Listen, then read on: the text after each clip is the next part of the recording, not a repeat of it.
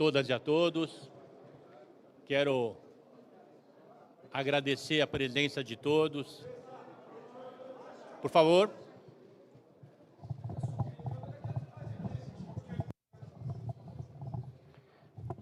Boa tarde a todas, boa tarde a todos. Quero agradecer a presença de todos, atendendo o nosso convite para que pudéssemos hoje participar dessa coletiva com o governador Ronaldo Caiado. Dizer a vocês que o PSD encerrou essa importante etapa de definição do nosso pré-candidato e também candidato a presidente da República em breve. Uma escolha difícil e essa escolha difícil é um privilégio, porque é um privilégio para o partido ter a oportunidade de definir uma escolha tendo 3 excelentes candidatos.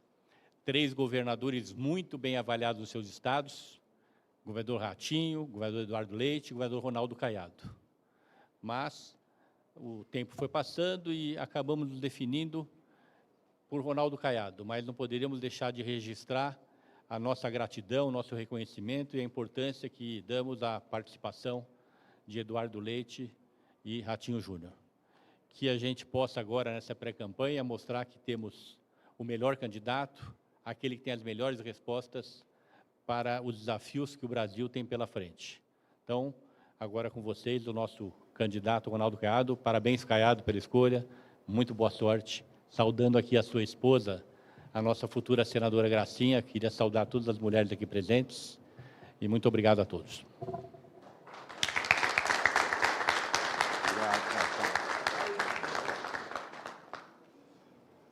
Bem, boa tarde a todos os senhores e senhoras aqui presentes. Dizer que, neste momento, quero iniciar agradecendo e muito a maneira como fui recebido dentro do PSD, partido que tem uma estrutura sólida hoje no país e que me formulou o convite para que pudesse estar aqui, participando deste momento histórico na política brasileira, onde colegas meus, muito bem avaliados, preparados, como Ratinho, como Eduardo Leite, que nós tivéssemos ali uma convivência sobre o comando do CACAB e também de toda aquele colegiado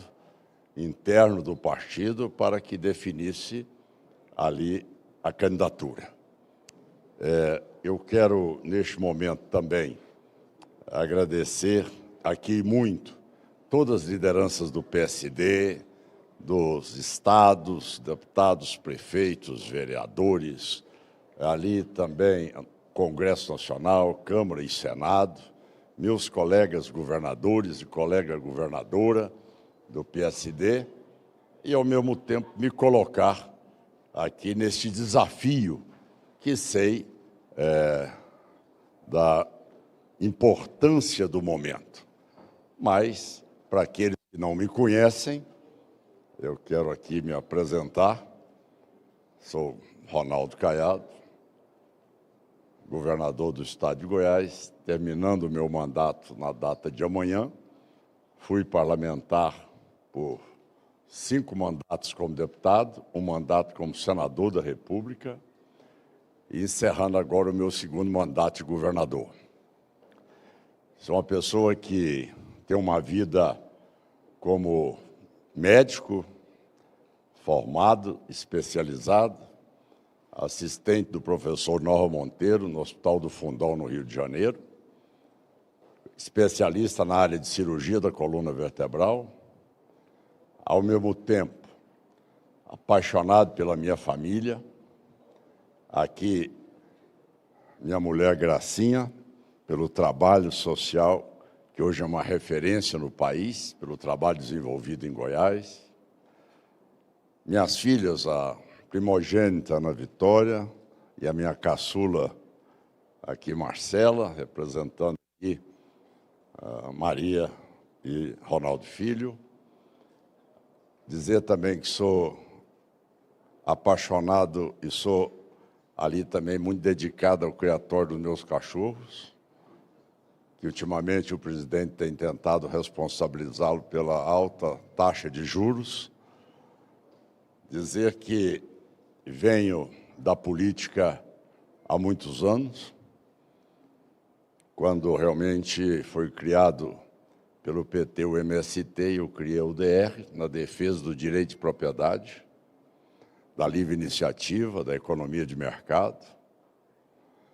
Momento em que realmente o Brasil demonstrou, com os anos que vieram, nós estávamos certos, de apenas um setor que não tinha referência mundial, que não era pop e nem era tech, e que o Caiado já o defendia desde 1986, e hoje é, sem dúvida alguma, o setor mais competitivo da economia do país, é aquele que realmente mostra o que existe mais moderno, com maior produtividade, com todo o respeito ao meio ambiente.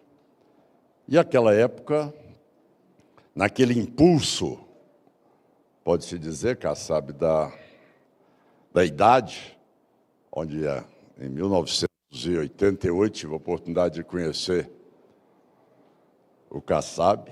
Naquele momento ele assessorava o AFIF naquela disputa, e meu pai me chamou, já que eu venho de uma família política, e disse: meu filho, você não tem condições de ser candidato a presidente da República. Você não pode se candidatar a um cargo que você vai aprender a governar no cargo mais importante do país. Você não tem nenhum fio de cabelo branco, meu filho.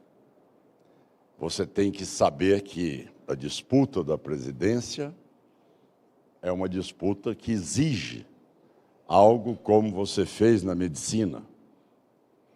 Cada vez você foi progredindo até chegar à condição de ser um especialista.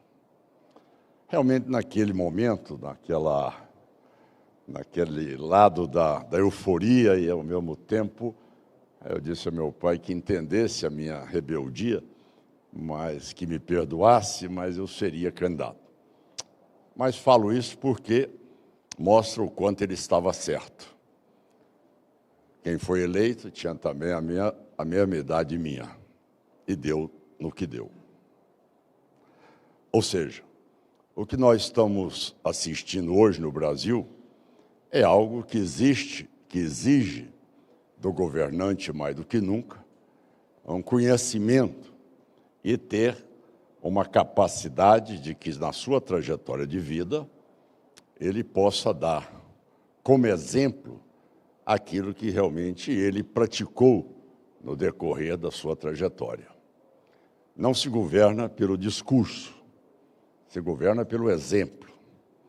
E aí, poder dizer que realmente eu jamais tergiversei nas minhas posições e que reconheço que durante todos os meus mandatos eu nunca desonrei o voto dos meus eleitores e sempre cumpri com a tarefa árdua de poder lutar pelas minhas convicções e por aquilo que eu sempre sentia ser o sentimento da população que eu representava. Nunca traí minhas convicções, nunca optei pela facilidade do cargo, mas também dizer que o Brasil não suporta mais viver uma situação que tem sido uma constante nesses últimos anos. Posso afirmar a todos vocês que a polarização não é um traço da política nacional. A polarização, ela é sustentada por um projeto político, por aqueles que realmente se beneficiam dela. Pode ser desativada? Sim, pode. por alguém que não é ali parte dela, ou seja, da polarização. E é o que pretendo fazer chegando à presidência. Meu primeiro ato vai ser exatamente anistia ampla, geral e restrita, replicando aquilo que Juscelino Kubitschek soube fazer com muita maestria a todos aqueles que rebelaram realmente com a verdadeira tentativa de golpe pela aeronáutica, onde ele disse: me deixem trabalhar e vamos realmente pacificar o Brasil. Eu vim com esse objetivo, é de realmente pacificar o Brasil. Ao anistiar todos, inclusive o ex-presidente, eu estarei dando uma amostra que, a partir dali, eu vou cuidar das pessoas. É aquilo que, como médico e cirurgião, foi minha formação e sempre soube fazer. Faço e continuo fazendo na política. Ou seja, apenas o paciente que mudou. A prática é a mesma. É cuidar das pessoas. Graças a isso, é que chego hoje, como governador do estado de Goiás, com uma aprovação de 88% no estado. Ninguém atinge 88% sendo radical. Eu sou uma pessoa que aprendi a cuidar de vidas. Sou homem que acredita na ciência. Sou homem que acredita na pesquisa. Sou um homem que acredito no avanço tecnológico. Sou o único estado no país onde tem uma legislação que é um marco regulatório da inteligência artificial. Nem o governo federal conseguiu construí-lo. Sou de um estado onde nós somos o primeiro a termos ali também um modelo regulatório da autoridade de minerais críticos no país. E vocês viram que, quando ninguém falava em terras raras pesadas, foi o governo Caiado que, em 2019, iniciou e avançou na pesquisa, e hoje é o único que não só explora, mas já comercializa terras raras pesadas. Um estado que pensa adiante. Um estado que assinou um memorando de entendimento com o governo americano, onde nós não seremos ali exportadores de matéria-prima.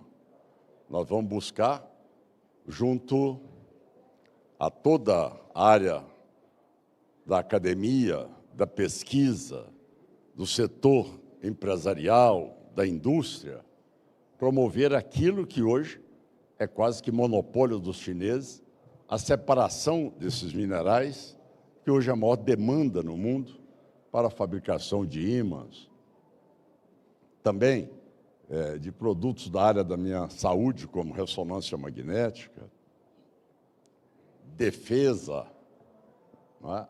Baterias, tudo isso que, sem dúvida nenhuma, Goiás tem e já foi trabalhada por nós, já produzindo, e uma segunda mina entrando em produção até o final do ano que vem. Fizemos também um convênio e um memorando de intenção com o governo japonês, quando lá estive, para que eles também tivessem parceria nesse projeto conosco. E avançamos num outro aspecto que o governo brasileiro não volta os olhos para ele, que é como se fosse uma verdadeira radiografia do subsolo brasileiro, atingindo até 400 metros de profundidade, com aviões dotados de equipamentos com alta capacidade, para que tenhamos aí um inventário mineral nosso estado de Goiás e também das nossas reservas aquíferas, dando a Goiás a condição de ser amanhã aquele capaz de implantar a sua terceira safra, as duas que nós já temos ultimamente, e também uma terceira que nós teremos com o processo do avanço da irrigação. Mostrar que nós defendemos algo que hoje passou pelo Senado e que está na Câmara dos Deputados, que é que os deputados federais não deixem com que o projeto de inteligência artificial, que foi uma cópia do modelo europeu, não sobreviva naquela casa, porque aquilo é o que existe de mais retrógrado, é o que existe de mais ultrapassado. É, sem dúvida nenhuma, um projeto escrito com todo respeito aos advogados, mas muito mais com sentido punitivo do que realmente de apoiar as pessoas na sua capacidade criativa e no avanço da inteligência artificial. O nosso modelo é código aberto. Temos, sim, os mecanismos para poder punir, mas não a inteligência daquele que avançou no projeto utilizando a inteligência artificial, e sim os que fazem o mau uso. É um estado que nós já temos hoje desenvolvido, um dos softwares mais sofisticados, posso garantir o mais sofisticado hoje, no combate ao crime organizado. É o IA do combate ao crime. É o software também na nossa área do meio ambiente, para facilitar e fazer com que tenhamos respostas rápidas, com dados objetivos e não no achismo de alguns. A área da saúde, o BI na educação, onde hoje somos o primeiro lugar no IDEB no Brasil, com a margem avançada sobre o segundo lugar, avançando cada vez mais na tecnologia e na inovação. Então, vocês veem que o que se cobra neste momento é este processo de avanço e que o Brasil, estava vendo ali um dado agora há pouco, o Brasil, em 1980, ele tinha na participação do PIB mundial, ele tinha um percentual maior do que a Índia e a China. 40 anos depois, a China e a Índia já nos largaram anos-luz. Isso mostra que isso não aconteceu por acaso. Isso aconteceu por falta de um comando, de um rumo, de projetos e de um plano de governo que o PSD, junto ao nosso presidente Kassab, neste ambiente que nós estamos aqui, no espaço democrático, vai buscar as maiores cabeças de todas as regiões do país para que possamos elaborar algo que aí sim o Brasil vai mostrar o rumo que nós teremos, o que nós vamos alcançar. Então não é a polarização. A polarização é o artifício de poder não crescer, não disputar temas relevantes. Bom, antes de concluir e passar a palavra a cada um de vocês, repórter, dizer um outro fato que é de extrema relevância, onde o artigo 1º da Constituição brasileira deixa muito claro de que a República Federativa do Brasil constitui-se em Estado democrático de direito. Esse é o artigo 1º da Constituição. Isso não existe hoje. É uma falácia. Não existe Estado democrático de direito num país onde o narcotráfico tem, sob sua tutela, quase 60 milhões de brasileiros, que comanda grande parte do território brasileiro. Qual Estado democrático de direito, no mundo ocidental, países que sejam referência você tem áreas ocupadas pelo crime.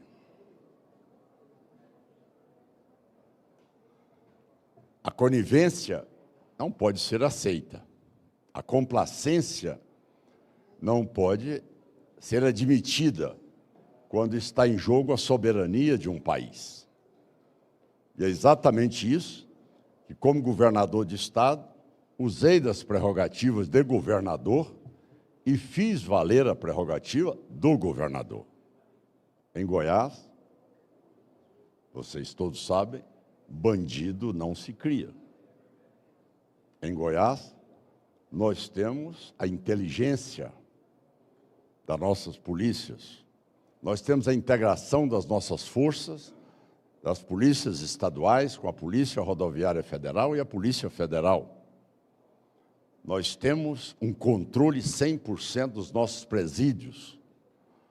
E nós temos Goiás hoje sediando uma MotoGP, um evento internacional, e a escolha foi determinada pelo grau de segurança no estado de Goiás.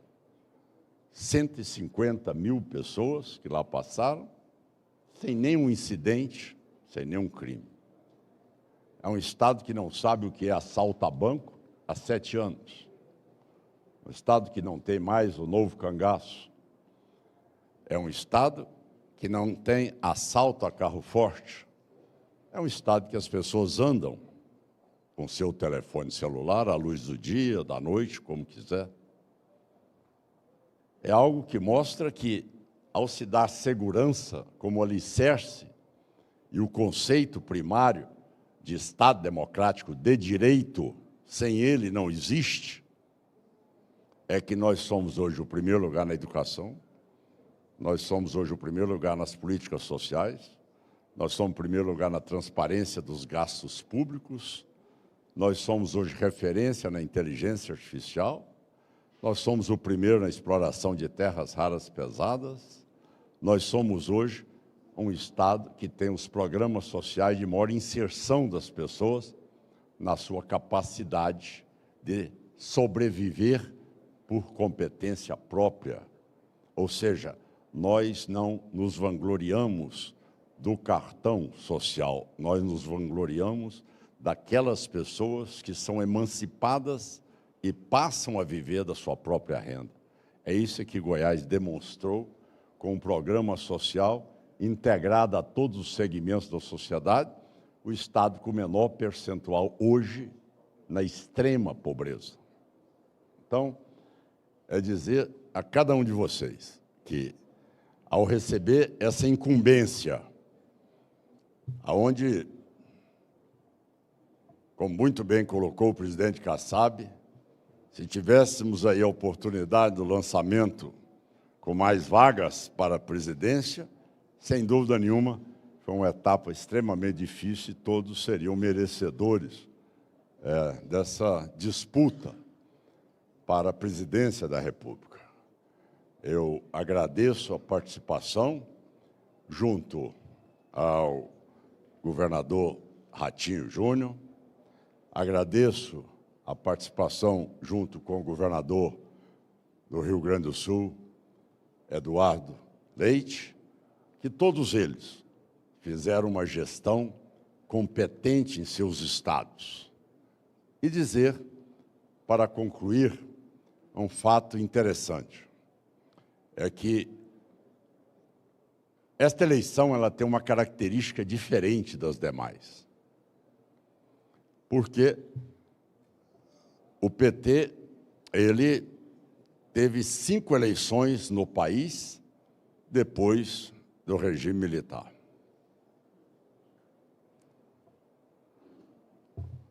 No entanto, nós ganhamos uma eleição. Depois ele voltou. É importante que todos entendam que o desafio não é ganhar a eleição do PT apenas. Isso é fácil. Sem dúvida alguma, no segundo turno ele estará batido. O difícil é governar para que o PT não seja mais opção no país. Ele não é opção mais em Goiás. Ele não é opção mais em São Paulo. Ele não é no Paraná. Ele não é no Rio Grande do Sul. Esta que é a relevância do momento. Ganhar não é a maior dificuldade. Vamos ganhar. Agora, vai saber governar? Ou vai querer aprender a governar na cadeira? É diferente. Me lembro de meu velho e querido pai que dizia: meu filho, não suprima os degraus, passo a passo. Consolide uma condição para que você, aí sim, tendo conhecimento, saberá poder chamar o presidente da Câmara, do Senado, do Supremo, do Tribunal de Contas da União, Procurador-Geral, Procuradoria-Geral da República, sentar e dizer: olha, nossos problemas são esses. Como enfrentá-los?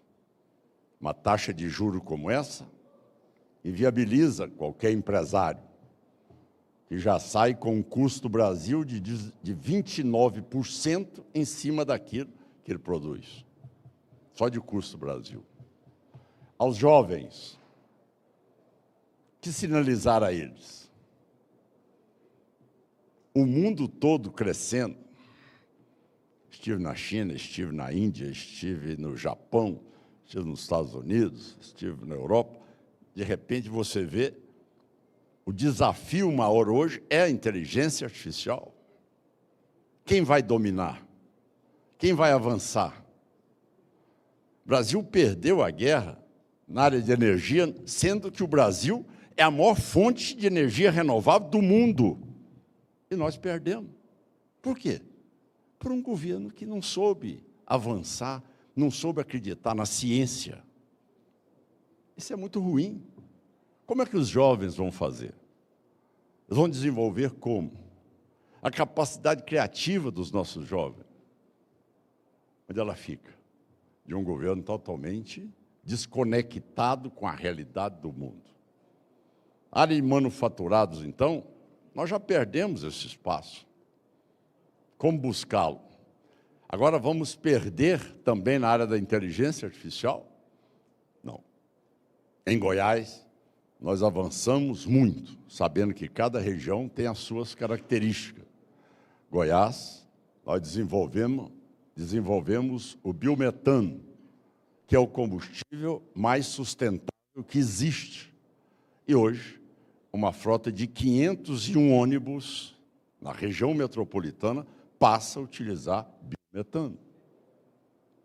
Quer dizer, o quanto nós podemos também mostrar nossas riquezas hídricas, de biomassa, de eólica, de fotovoltaica.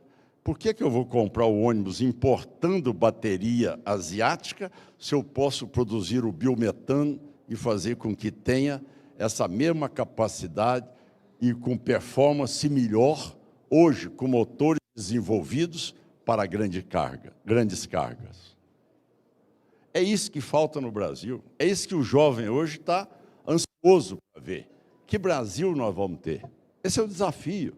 Agora, não é com discurso, e nem no achismo, e nem naquilo que muitas vezes coloca-se no papel, sem que tenha conhecimento sobre o assunto e possa mostrar aquilo que está dizendo.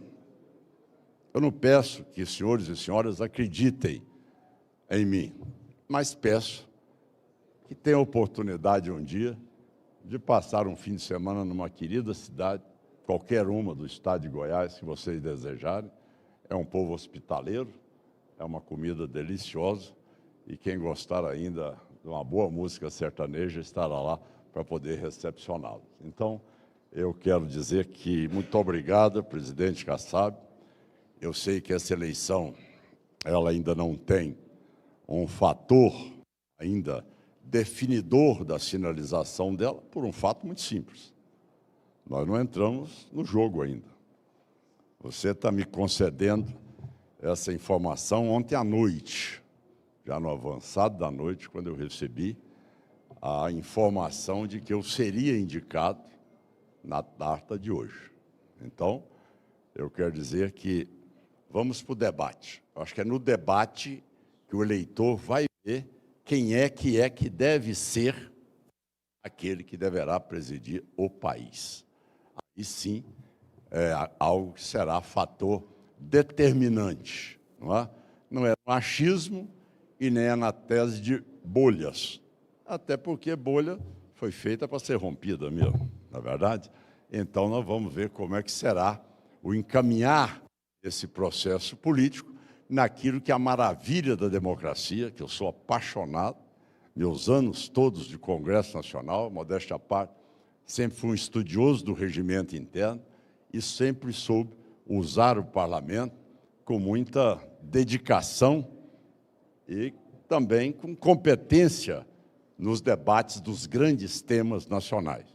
Então, sou um homem estudioso, não sou dono de ser autor de verdade alguma, mas sou dedicado àquilo que acho que é o desenvolvimento do Estado. Então, eu encerro aqui minhas palavras dizendo ao PSD, muito obrigado por confiar em mim, poder levar o nome deste partido, que, sem dúvida alguma, o Kassab é hoje o maior estrategista político, articulador político do país, reconhecido em todos os níveis da política nacional e que saberá aí comandar esse processo. Estarei ouvindo, estudando, debatendo e antenado com os problemas nacionais. Conheço o Brasil na sua inteireza. Conheço os 26 estados e o Distrito Federal. Conheço estados por região. Não é apenas de ouvir dizer ou vê-lo no mapa do Brasil. Então, eu sou um homem que me sinto em condições de poder estar preparado para o debate e amanhã, se for aí a vontade de Deus e do povo brasileiro, ocupar o mandato da presidência da República. Muito obrigado.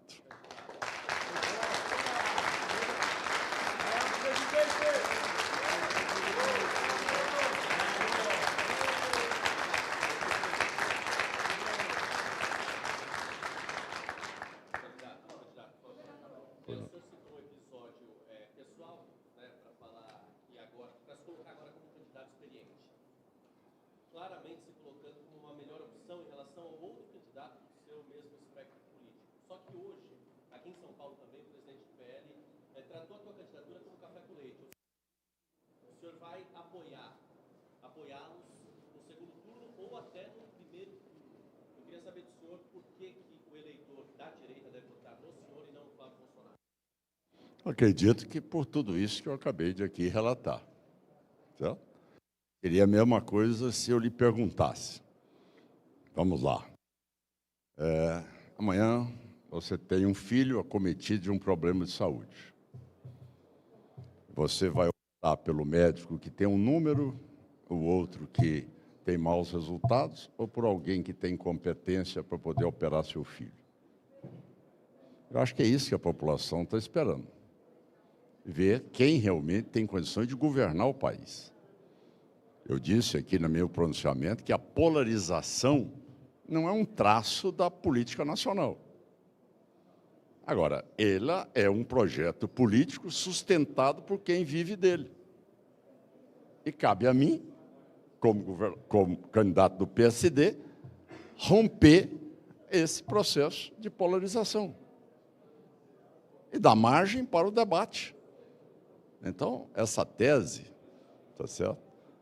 Posso dizer a você que esse estilo ele não funciona mais na política nacional. Hoje a política é de debate.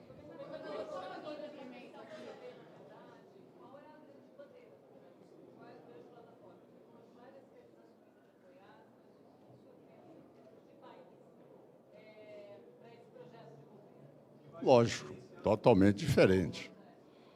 Até porque só tem 7.200.000 habitantes, só tem 12 mil policiais, só tem um orçamento onde a minha arrecadação toda é 52 bilhões, mas você tem que projetar isso no cenário nacional, tá certo? Se você é competente na sua área, você é competente em Goiás, em São Paulo, onde for. Então, não pode ser um fato excludente por ser de um país, por ser de um estado que tem 7.200.000 habitantes. Quer dizer, não é fácil, porque senão os outros todos seriam em primeiro lugar em avaliação. Se eu chego a 88% de aprovação, e é um estado que hoje é referência em tudo, como é que eu bato a educação em todos? Como é que eu avanço em inteligência artificial? Como é que você tem uma segurança plena lá? Então, se a lei existe para todos, por que todos não assumiram esse mesmo combate? Aí eu responderia a você na mesma frase de Juscelino Kubitschek, né? Como disse ele, Deus deu a mim, tá certo, a coragem de enfrentar os desafios, tá certo? Então, essa condição daquilo que você sabe, você tem que ter coragem, você tem que ter independência moral, você tem que dar o exemplo. Então, é como ele diz, Deus me poupou do sentimento do medo. Você não governa com medo, você não governa com amarras, você não governa com vínculos que amanhã lhe impeça de poder aplicar ações diretas para nortear o seu país. Eu estou com todo o tempo, que vocês desejarem. Governador, SBT Brasil. Todo o tempo que vocês desejarem. Um a um eu responderei a todos, por favor. Governador, SBT Brasil. O senhor falou que é fácil ganhar do PT. É fácil ganhar do bolsonarismo? Não estou falando do candidato Flávio. Estou falando de uma força que existe hoje no Brasil, chamada bolsonarismo. Vai ser fácil ganhar disso também? Olha, eu diria a você que, e eu volto a repetir, eu não acredito que a eleição de 2026 ela será uma eleição que vai caminhar apenas pela polarização. Porque você terá alguns extremos, sim, mas a ampla maioria da população vai lhe olhar para saber o que vai acontecer com a vida dela. Se ela pode fazer a feira dela às 4 da manhã, se ela pode pegar o ônibus, se ela amanhã pode andar de celular na mão, se ela amanhã vai ter educação de qualidade para os filhos, se o jovem vai ter amanhã um governante que possa desenhar um outro perfil de desenvolvimento para o país.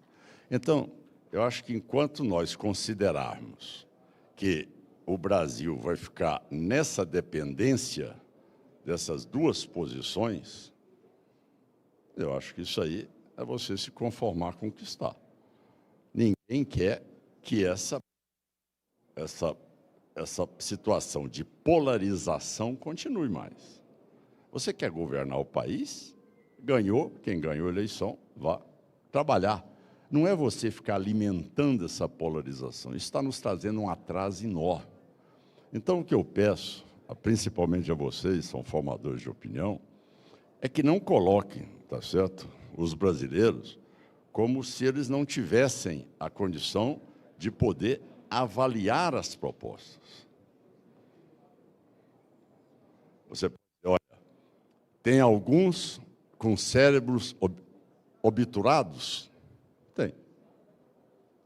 Mas os outros são todos com cérebro aberto, oxigenado.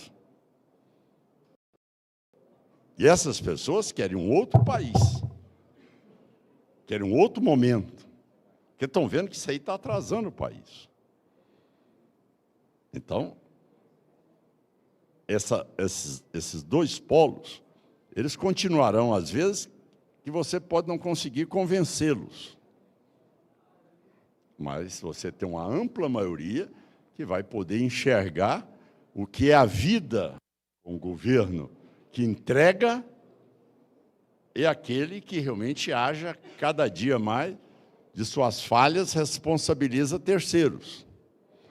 Porque eu falo, olha, se nós ganhamos do PT em 2018, nós não podíamos ter perdido em 2022. Este é que é o ponto que eu quero que vocês reflitam para mim, comigo. Se você ganhou em 2018, eu ganhei no primeiro turno em 2018 e ganhei no primeiro turno em 2022. E o PT não é opção em Goiás, mas nunca. Então, o governante que for assumir agora, não é ganhar do Lula. Ganhar do Lula vai ser fácil no segundo turno. Repito. Agora, vai governar? Vai realmente construir um Brasil capaz do PT não ser mais opção no país? Então, você vê que os dois falharam. Obrigado.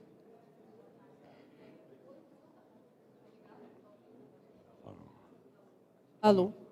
O senhor está falando muito da polarização, criticando, mas hoje mais cedo o governador do Rio Grande do Sul, Eduardo Leite, publicou um vídeo dizendo que a decisão do partido pelo seu nome acaba mantendo um ambiente de polarização radicalizada. Eu queria que o senhor comentasse essa declaração do governador Eduardo Leite. Ele publicou esse vídeo no Instagram. E eu queria perguntar se o senhor conta com o apoio dele, ainda mais depois dessa declaração. Não, mas o que ele coloca é que tudo que nós vamos atingir no Brasil. É exatamente isso que nós atingimos em Goiás. Você não governa radicalizando com 88% de aprovação. Eu entendo as dificuldades que ele teve, das enchentes, das secas. Nós tivemos lá. Talvez ele poderia ter até este mesmo percentual. Mas eu reconheço a competência dele e a capacidade dele como governador. Entende? Então, isso aí é algo que, no que ele pretende para o Brasil, é o que eu disse.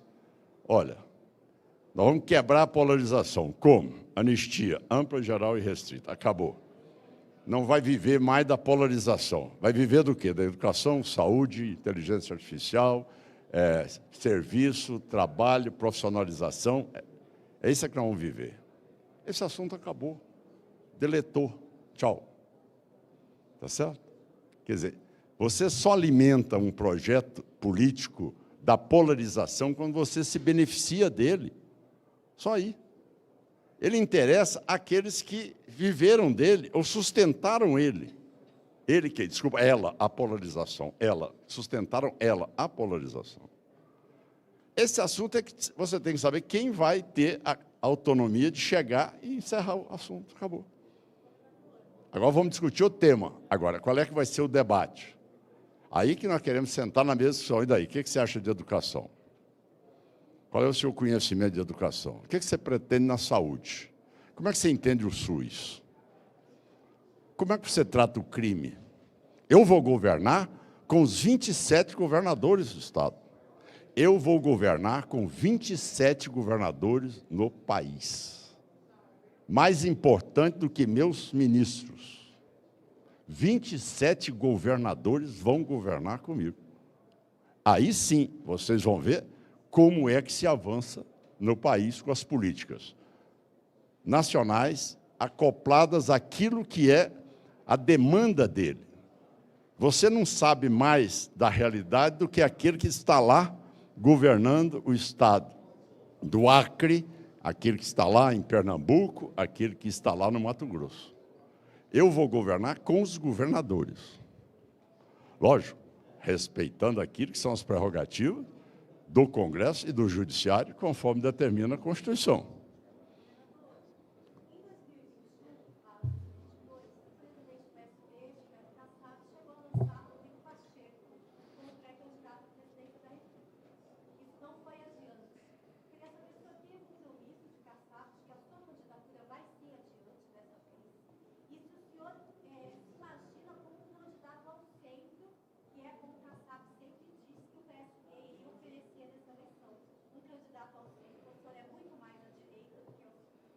Nunca neguei minhas origens. Jamais. Você sabe muito bem que eu nunca neguei minhas origens. E você vê que o que o Caiado defendeu é o que dá certo no Brasil. Não é verdade? A agricultura hoje é essa potência toda. A saúde. Não, mas isso não quer dizer defender direita ou defender esquerda. Isso é defender o bom senso.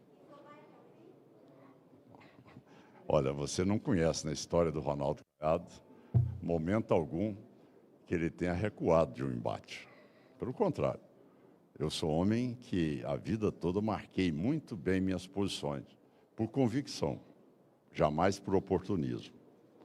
E o presidente Kassab tem não só dito a todos que o PSD é um partido que respeita os entes federados, respeita a federalização do partido.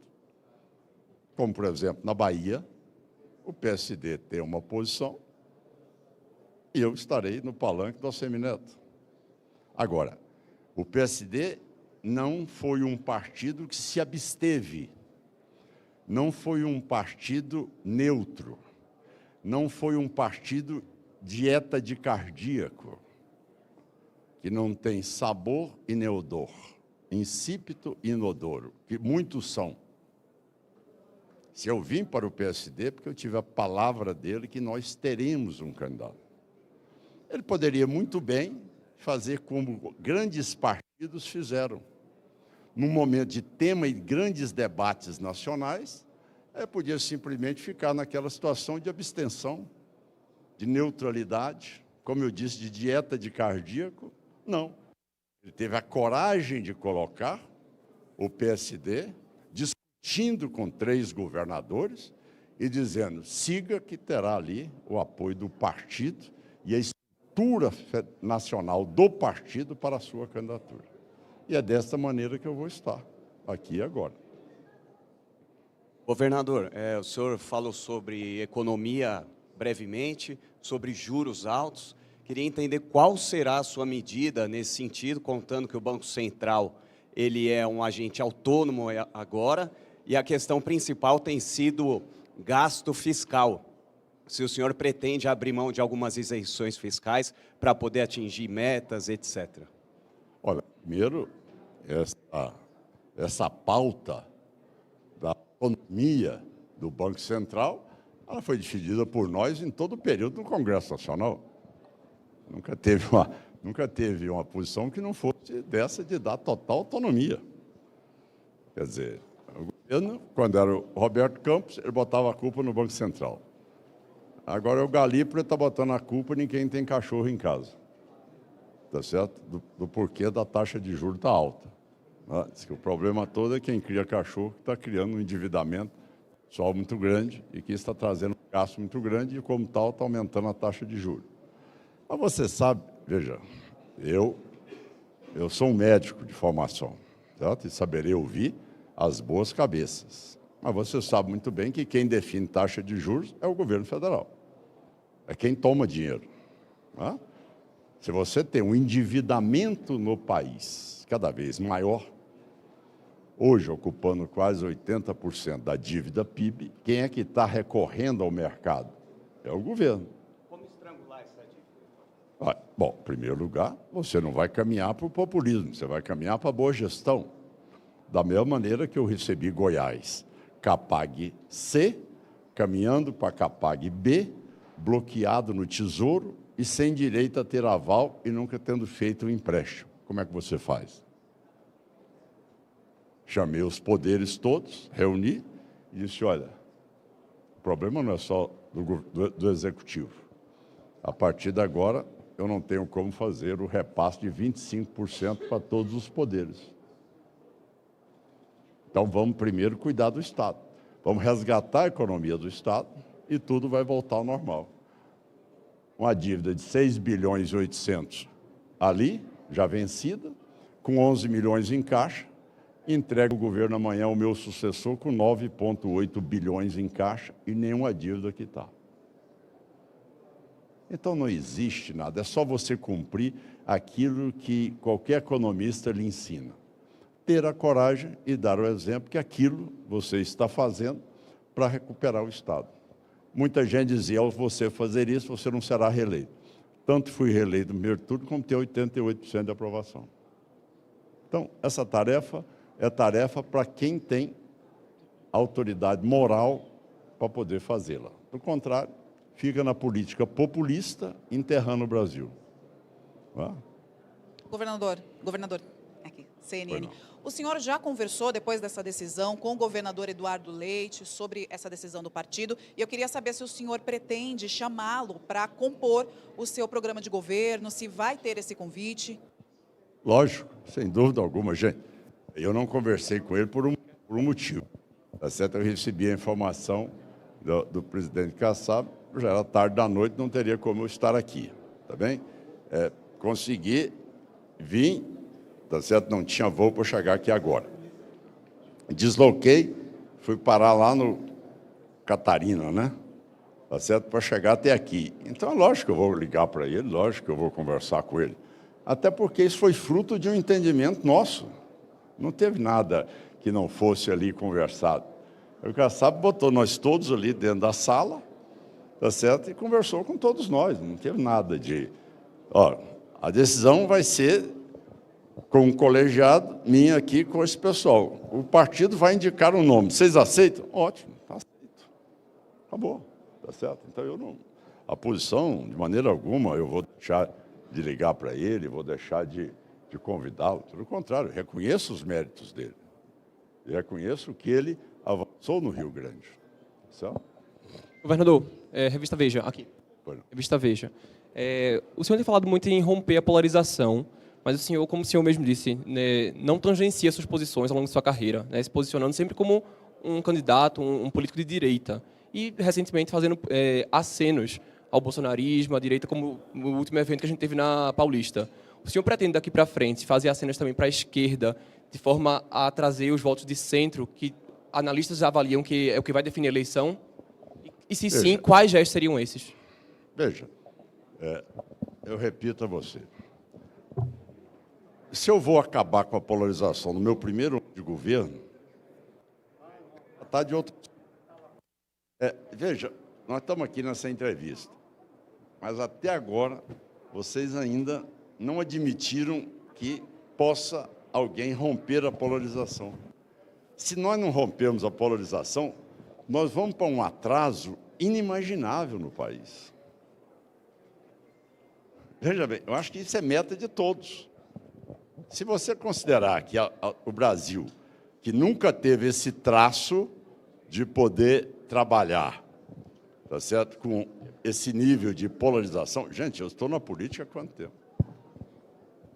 Nunca teve esse nível de pai ficar sem falar com o filho, amigo, deixar de conviver com outro. Nunca existiu isso no Brasil. Sempre foi uma coisa que o debate foi normal. Da política, ganhou, perdeu. Eu sou um homem que já ganhei, já perdi na minha vida eleições. Certo? O problema é o debate. Lá no plenário, eu ganhava, baixava o painel, ganhei, olha, comemorava, perdi, respeitava a decisão. Isso que é o jogo democrático, meu amigo. Agora, você não pode sair da pauta principal do país e voltar num processo de retrocesso pleno do país. E nós vamos querer embutir essa política no país que nunca teve antes?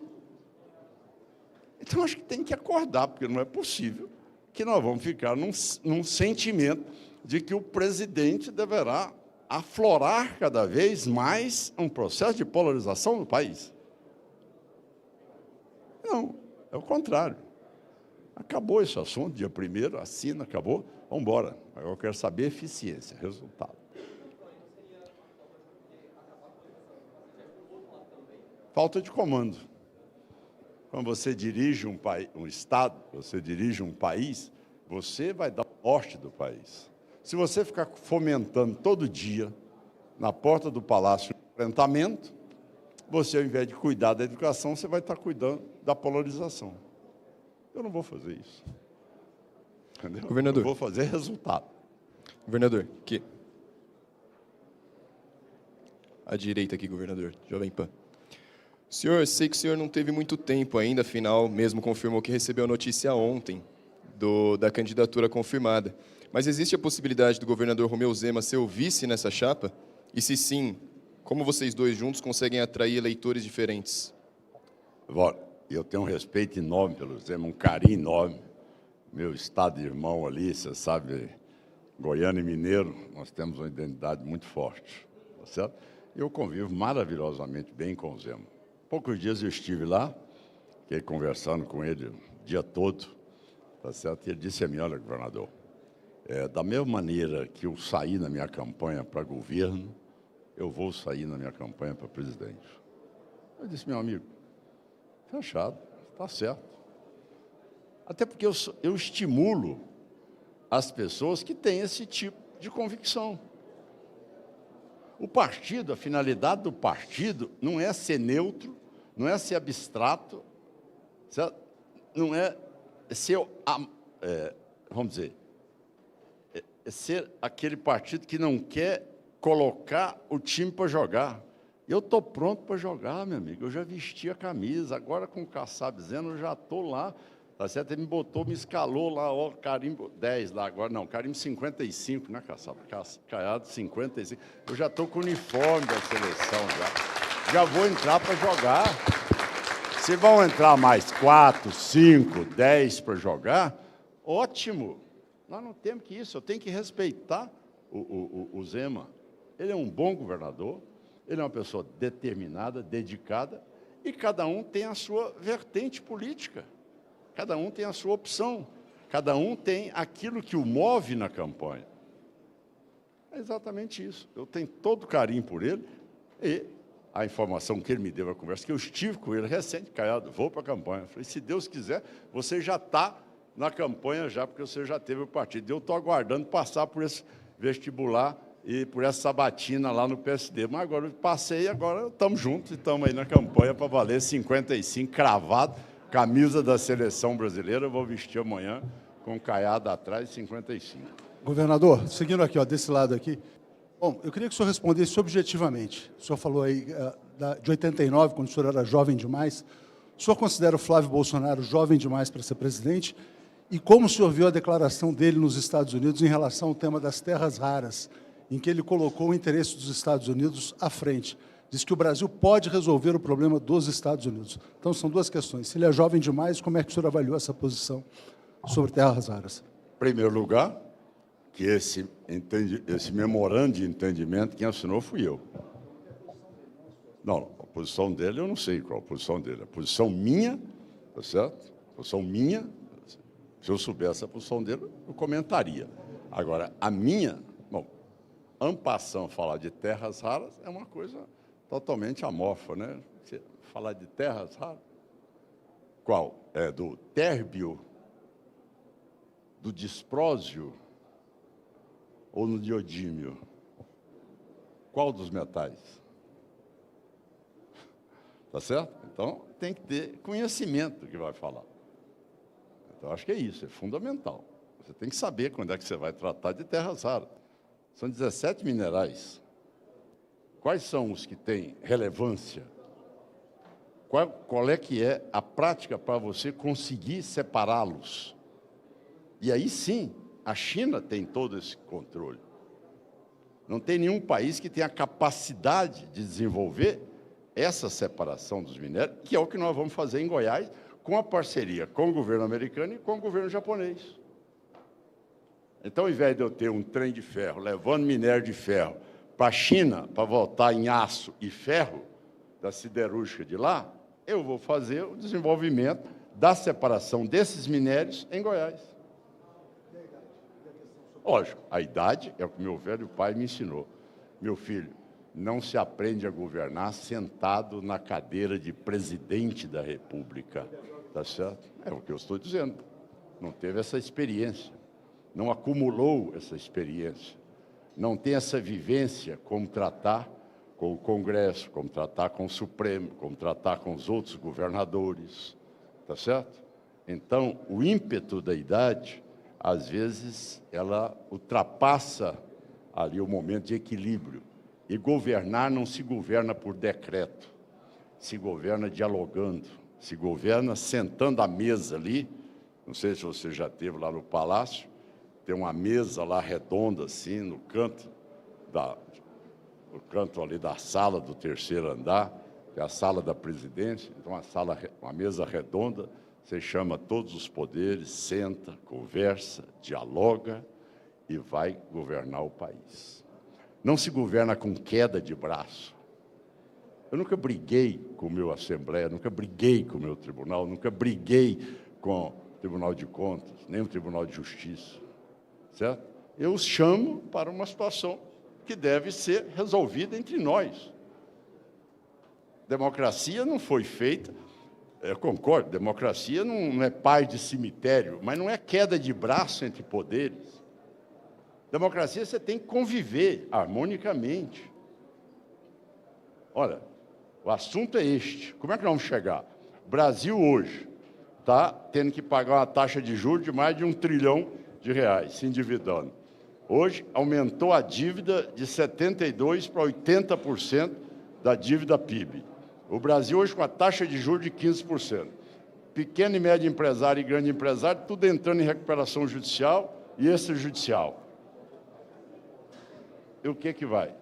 A agropecuária na frente de um grande problema pela frente, que vai explodir aí, com os preços de commodities caindo. Então, o que você precisa é de ter experiência. E não cabe a improvisação neste momento. A experiência tem um peso muito grande. E é assim que eu acredito na política. Governador aqui à direita também, à direita. Camilo Mota, da Nova Brasil. O senhor falou dessa defesa da democracia e sempre a democracia é um caminho, mas o senhor também sinalizou o primeiro ato de governo, que seria a anistia ampla, geral e restrita, inclusive para o ex-presidente Bolsonaro. Isso, de alguma forma, não seria um tipo de legitimação de ataques antidemocráticos e também à imprensa? Só para aproveitar, governador, já é um posicionamento do STF que esse entendimento de indulto por essa justificativa não é constitucional. O senhor falou sobre sentar à mesa, conversar. Como é que o senhor pretende se posicionar caso o Supremo julgue inconstitucional o seu ato de indulto ao ex-presidente e aos condenados? Vou respondê-los. Quando você tem a proposta no plano de governo, isso passa a ser uma consulta popular. Isso passa a ser plebiscitário. O seu plano de governo foi aprovado. Eu não estou inovando.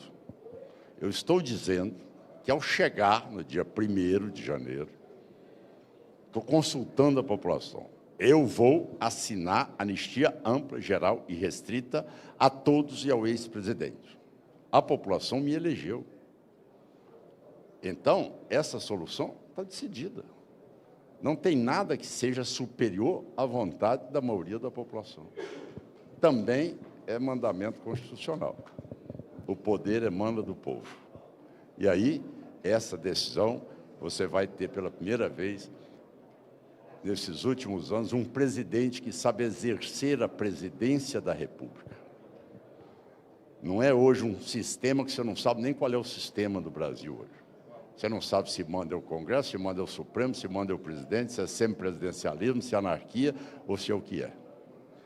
Eu, se for eleito, vai ter regra dentro do presidencialismo. Eu não abro mão das minhas prerrogativas e governo com as prerrogativas que tenho. Porque você não vê desordem levar país nenhum adiante. Você não vê concessão com corrupção e bandalheira levar país ao desenvolvimento. Então, esta é a regra que eu farei cumprir no exercício da presidência da República. Na inteireza do poder, eu serei o presidente da República.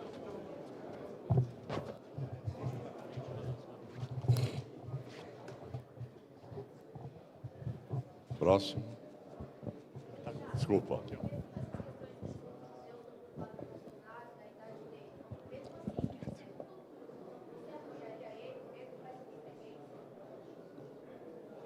Bom, é se? Você está falando se?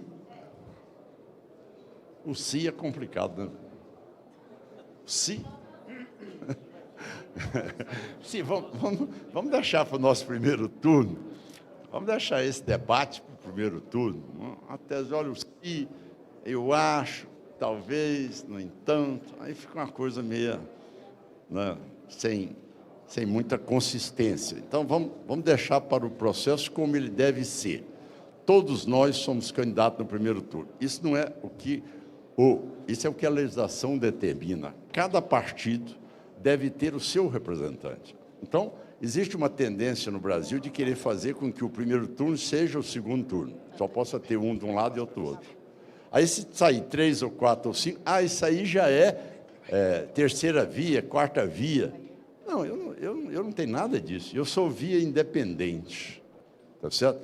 PSD teve independência de indicar meu nome. Certo? Tem nada a ver com terceira via. Tá bom? Eu sou via independência total, plena e restrita. Essa é a minha posição. Agora, o que vai ser, aí nós vamos deixar para a data, que chegar lá, aí nós resolvemos. Governador, aqui. O senhor destacou até na sua fala a questão da segurança. Gostaria de saber, você no papel, se eleito, como você pretende tratar a segurança olhando de governo federal? Porque o senhor, inclusive, é um dos críticos da PEC da segurança pública, que o governo atual coloca como uma solução. Então, quais são as alternativas que o senhor vê que são possíveis para auxiliar os estados no combate ao crime organizado, principalmente? E muito. E você sabe que eu fui lá um forte debatedor para derrubar essa PEC do governo e aprovar a PEC do Mendonça Filho, certo? Por quê? Porque queria tirar o que a Constituição de 88 deu a nós e transferir ao ministro da Justiça as diretrizes gerais de como o Estado deveria combater o crime. Ora, quem conhece o crime é o Estado. Eu, como presidente, o que eu vou fazer? Eu vou dar todo um aparato, fazer ali aqueles países que desejarem parceria com todos eles, tá? Que compõem fronteira conosco, para que haja esse entendimento nosso, para que um fato específico em um país eu possa adentrar até lá. Essa parceria, quando se faz o combate do narcotráfico, isso aí não é invasão de prerrogativa e nem é desabonar a sua soberania. Isso aí é você se juntar com as forças para que você possa dar paz à população. Então, o que eu pretendo, como presidente, é fazer com que haja um processo de uma política internacional com os países limítrofes, buscando o máximo de tecnologia, de informação, de satélites, de drones, da inteligência cruzando com toda a inteligência da Interpol, com tudo, tá certo? Com a maior capacidade de utilização da inteligência artificial hoje, que se identifica numa rapidez ímpar, fazer o controle das penitenciárias, como fiz no estado de Goiás, que você chega lá hoje, você não acha uma arma, você não acha um telefone, e você não vê nenhum faccionado mandando matar alguém do lado de fora. Mas, para isso, o que o Caiado fez, não tem visita íntima para faccionado, e advogado ali na audiência é gravado para não mandar recado para ninguém do lado de fora.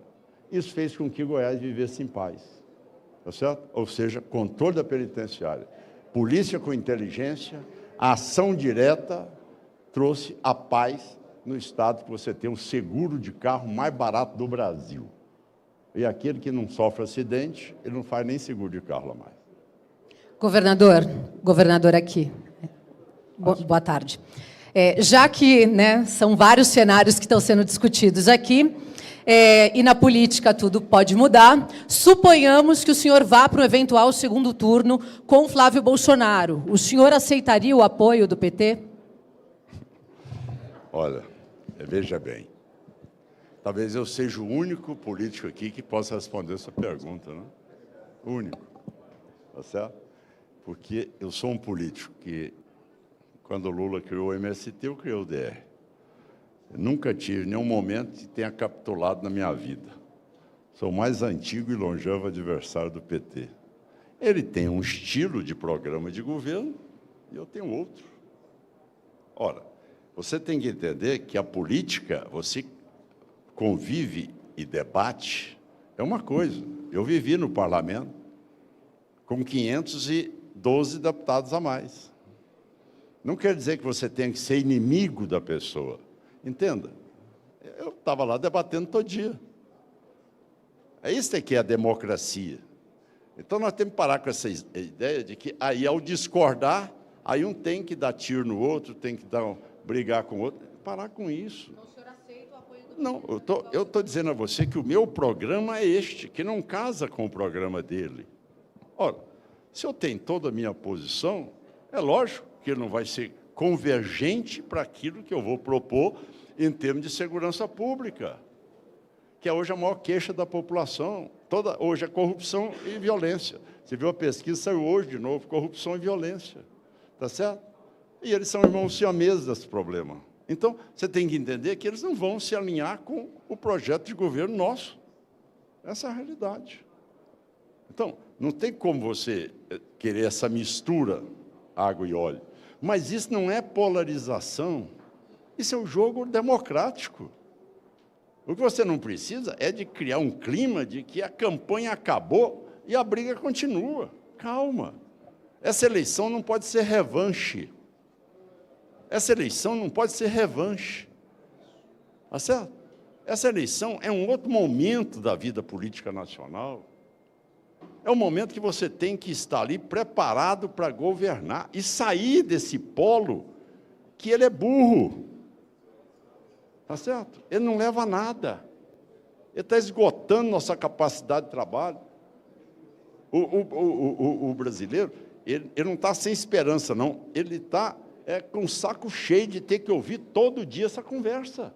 É isso. O brasileiro ele é esperançoso, ele está querendo, pelo amor de Deus, esse 2026, nós vamos sair dessa bobagem e vamos caminhar para um outro Brasil. Entende? Então, as coisas na política elas são assim. Eu ganho ou eu perco, eu sei respeitar o resultado. Mas eu não posso, porque eu perdi, ou porque eu ganhei daquele, então aquilo ali, tá certo? Aquilo ali tem que ser enterrado na Sibéria. Hã? É isso? Não é assim democracia. Entenda. Democracia você tem que estar preparado. Agora, você tem que saber argumentar, você tem que estudar, e você tem que ter um ministério das pessoas mais competentes em cada uma das áreas. Vá ver meu secretariado em Goiás. Com todo respeito. Mas são pessoas técnicas que eu os trouxe até de outros estados. Governador, tem uma pergunta. Estou com o microfone. Estou com o microfone. Como? Jair Bolsonaro, quem seriam os outros que seriam anistiados, caso o senhor... Todos de 8 de janeiro. Os de 8 de janeiro. De 8 de janeiro, sim. Posso perguntar? Valeu. Obrigado. Você disse, durante sua apresentação, que essa eleição será definida no debate, certo? Durante os debates. Queria perguntar que tipo de pergunta, ou que pergunta você faria, tanto para o Lula, quanto para o senador Flávio Bolsonaro, no momento, pensando nesse eventual debate. Agora. Você querer tirar o meu setor surpresa? Cara, aí você está trabalhando contra mim, meu amigo. Não é verdade? Isso aí você tem que guardar em 7 chaves. Aí é a hora que eu vou poder contar para eles o que eu quero ouvir deles, né, meu amigo? Governador, boa tarde. Aqui, à esquerda também. Você disse no começo que erros do ex-presidente Bolsonaro permitiram que Lula voltasse a ser competitivo e ele venceria a eleição. Quero te perguntar objetivamente também, que erros foram esses que o senhor avalia e como, diferentemente, você agiria em relação a uma eventual vitória, né, na presidência para evitar também que o PT volte a ser uma alternativa competitiva? O que você faria de diferente? Assim como eu governei Goiás. Ganhei no primeiro turno, ganhei no segundo turno e o PT não é opção lá. Então, como você não conseguiu consolidar um governo, você deu chance para a volta do PT. Bom, mas aí fazer esse detalhamento de fatores, tá certo? Acho que isso aí, acho que o que nós temos que preocupar hoje é que isso é um fato consumado. Diante desse fato consumado, a gente tem que aprender a poder fazer o que nós estamos fazendo. O PT tem chance aqui em São Paulo? Não. O PT tem chance no Paraná? Não. No Mato Grosso? Não. Em Goiás? Não. Então, onde você tem bons governadores, o PT não tem chance. Agora, os fatores são vários que interferem, dentro da peculiaridade de cada estado. Aqui, governador. Aqui à esquerda. Por favor.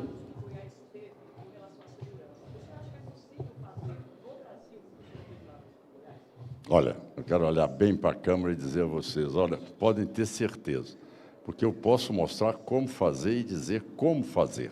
Você pode confiar que, da mesma maneira que eu devolvi Goiás aos goianos, eu vou devolver o Brasil aos brasileiros de bem. Acreditem no Caiado que eu vou garantir essa condição.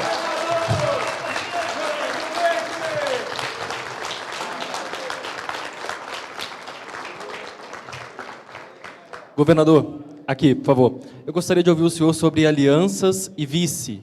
O senhor vai procurar outros partidos para discutir coligação? E qual o perfil de vice que o senhor quer buscar? Olha, eu vou ter que fazer uma caminhada nesse Brasil, porque a agenda minha está pesada, né, Kassab? E ele vai saber com maestria fazer essa composição enquanto o Caiado anda, aí ele vai fazendo esse entendimento aqui para eu poder, sabe, eu estou com um certo prejuízo no time, tá certo? Então eu preciso andar mais, né, meu amigo, agora. E aí o Kassab vai saber, nesse primeiro momento, fazer as reuniões aqui no PSD, para nós tratarmos tanto isso, quantas coligações poderão ser feitas na majoritária e como será o perfil do vice dentro também de pesquisas regionais e tudo mais. Não é apenas uma escolha de ordem pessoal, como também não foi na indicação do candidato a presidente do partido. Governador, aqui embaixo. O senhor falou de anistia, inclusive ao ex-presidente Jair Bolsonaro.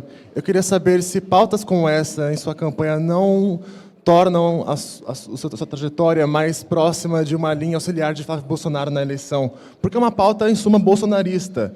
Isso não torna o senhor muito ligado à polarização em si, que é a pauta que o senhor quer transpor, o que o senhor quer romper? Não é uma incoerência isso, o senhor acha? Transpor? Por quê? Não, porque o senhor fala que é da terceira via, que quer romper polarização, mas defende a anistia a Bolsonaro, a anistia aos condenados. Isso não torna o senhor uma linha auxiliar de Flávio? Não, mas veja bem, eu estou dizendo a você que eu sou uma pessoa que eu gosto de história.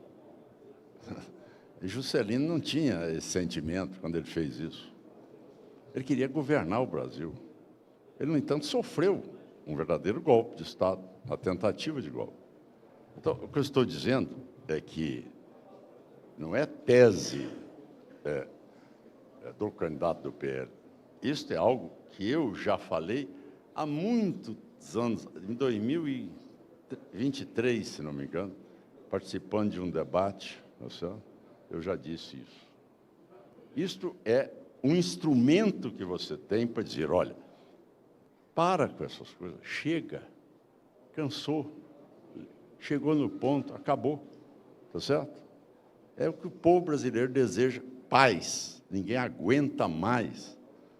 Eu vou fazer uma entrevista, Goiás tirou o primeiro lugar no IDEB, Goiás primeiro lugar na segurança pública. Pergunta é, e o 8 de janeiro? E o 8 de janeiro? E o 8 de janeiro? E o 8 de janeiro? Entendeu? Então você vê que essa polarização, ela é um projeto político. A polarização, ele é um projeto político que ele foi construído para que as pessoas que o construíram se beneficiassem dele. O que é que eu tenho que fazer? Desfazer isso. E como é que eu vou desfazer isso? Anistiando. Pronto. A conversa vai ser outra. A conversa vai ser inteligência artificial, educação, desenvolvimento, isso tudo mais. Obrigado, gente. Obrigado. Obrigado, gente.